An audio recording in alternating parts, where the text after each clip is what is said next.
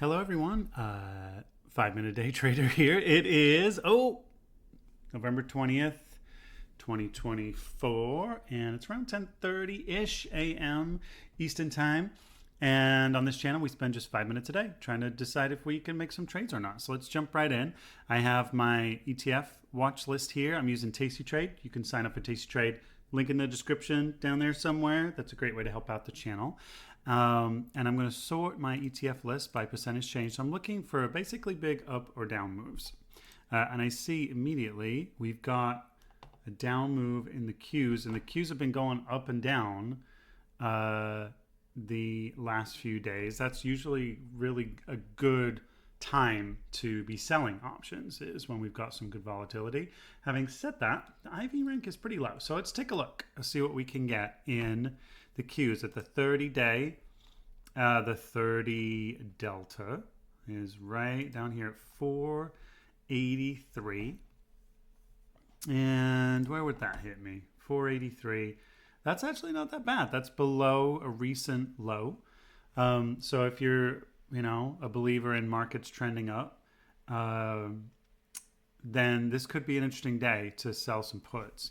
Let's take a look at the risk reward. So we're getting about, let's see, what's that? $5.75 for what? $47,000 max loss. 570 divided by 47. Oh wait, no, 47,730.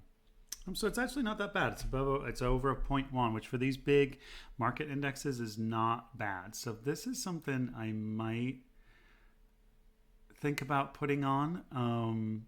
This particular account is too small to put on a trade like this.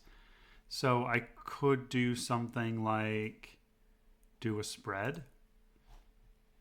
Let's bring my max loss down to 653, max profit of 153 with an 85% chance of hitting 50%. So that could be an interesting trade for a smaller account. This particular account's not a very big account. It's one I started up recently. I typically trade in my retirement accounts. Like I'm sort of using this method to generate more retirement income than I would with buy and hold. So that could be interesting. If I had a bigger account, I might do a naked put there, but I don't. But for this account, it's a little too small. So maybe that might be one I'll put on in one of the retirement accounts.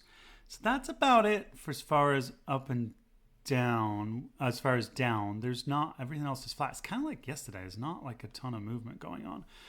What is interesting about that move in the Qs, though, at least as of right now, it's a good bit more than the move in SPY or IWM.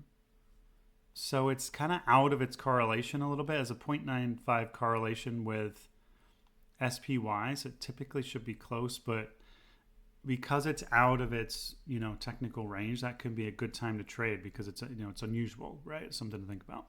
UNG is continuing to go up. I've got some positions in there. Let's see where it is.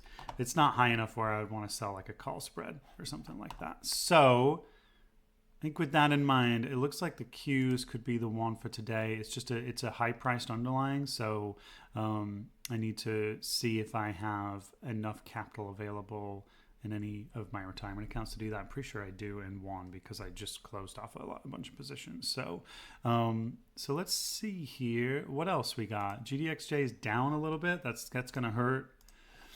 This one, it's 48, but it's still, that one will actually be making money now, even though the trade has gone against me. EEM, that's the emerging markets, is still in a great spot. I could use it to come up just a tiny bit, would be nice, but not a big deal. GDX, I'm still doing great in there. USO is up, so yeah, I'm doing awesome there. And UNG, same deal. Okay, so I'm going to let my positions ride. I'm going to check another account, see if I want to put out that much capital outlay for the Qs. But it looks like the Qs could be the one to go with today. All right, thanks. I'll talk to you tomorrow.